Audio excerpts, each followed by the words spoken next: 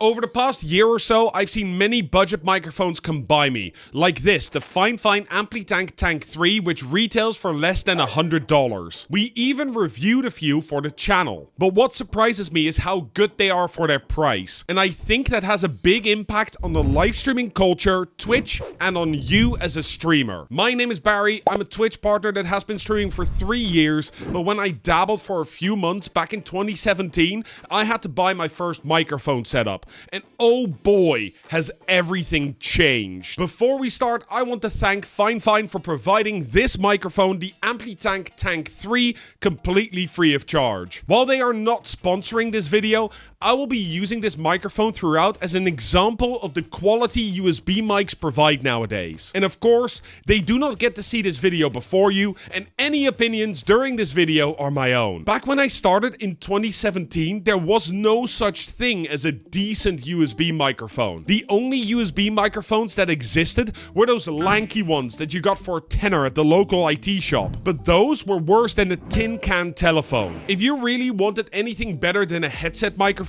you had to jump into the world of XLR microphones, audio interfaces, and all that jazz. And if you didn't have the money or the energy to do that, you were out of luck and doomed to use a headset mic. I remember specifically going out of my way to get an XLR microphone, the Audio-Technica AT2020, and coming home not being able to plug it in. So I went back to the shop I bought it from and had to buy an audio interface, which was this flimsy Behringer Q802 or something it was called. I think it took me a morning, if not a whole day, to get it set up correctly and into my OBS. Just thinking about it still makes me angry. Nowadays, that is very different. You can find some really good USB microphones, both dynamic and condenser, that don't only produce an amazing sound quality, but also look the part. The Fine Amplitank Tank 3 is a really good example of this. They are not just flimsy, plastic, and low quality omnidirectional mics anymore. The thing has a full metal shell and has a cardioid polar pattern, which by the way means that the noise from the sides of the mic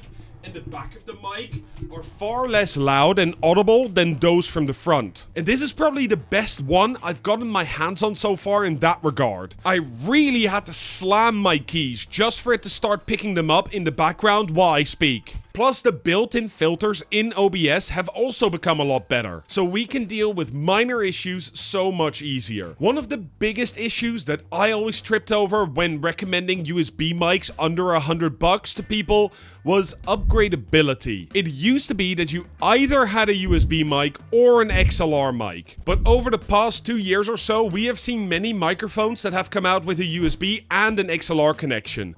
Meaning that when you upgrade your microphone, you no longer have to splash out for both the microphone and the audio interface. You can just buy the audio interface and switch your microphone from USB to XLR and upgrade your microphone later. It allows you to invest in a decent microphone, which only becomes better when you make the switch to XLR without feeling like you've just wasted $100 and need to toss the microphone you were already using. And on top of that, the lowering cost of these microphones has made streaming far more accessible to people, both financially because a high quality level has become a lot cheaper, and technically because you don't get overwhelmed by a board full of knobs and bits while you don't know a single thing about microphone or audio tech right at the start of your career. Of course, with XLR microphones and audio interfaces, you get what you pay for, which is why most YouTubers and big streamers use these huge XLR setups. But the quality difference is no longer astronomical, while the price difference can be. Just a Shure SM7B microphone, which is the standard for streaming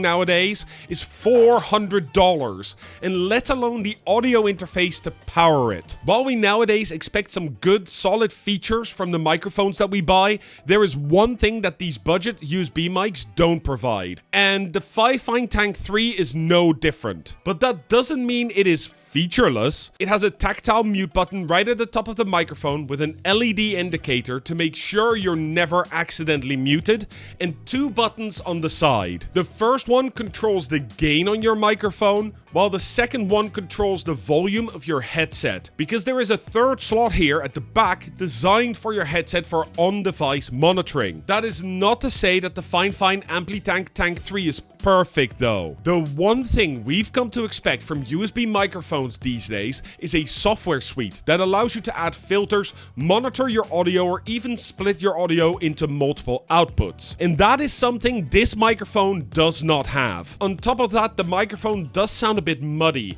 which means that when I'm talking, you can hear a lot of the mids, which makes me sound a bit unclear. But that is also easily solved without dedicated software. Just head into your OBS and right-click your microphone and open the filters. Add an equalizer and draw out a few dBs of mid and add a few on the highs and you should be golden. Can you hear the difference? Remember to subscribe to the channel for more high-quality streaming tips, and while you do that, I just want to give a heartfelt thank you to our members. Do you want to become a member? Then do so today. For as little as $1 a month, you can help a tech-loving creator like myself indulge in getting more tech. What do you think? Sounds better, doesn't it? The only real question that remains is if the price tag is worth it compared to an XLR setup.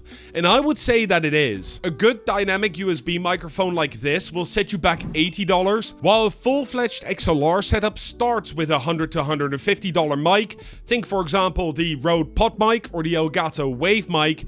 And then you need a $100 to $150 audio interface, such as the Wave XLR or the Go XLR Mini. In the end, the increase in quality and decrease in price of tech is a natural progression. But with the streaming gear really only seeing a boom in the last 2 years, I cannot wait to see what sort of stuff the big names are going to bring us in the next few years. If you want to make your microphone sound even better and give it the best chance to remove all environmental noise, then you will need to learn more about the filters that OBS provides, especially if you don't want to use them wrong and ruin your audio quality. I've got a video right here just for that, and as always, stream better, stream smart.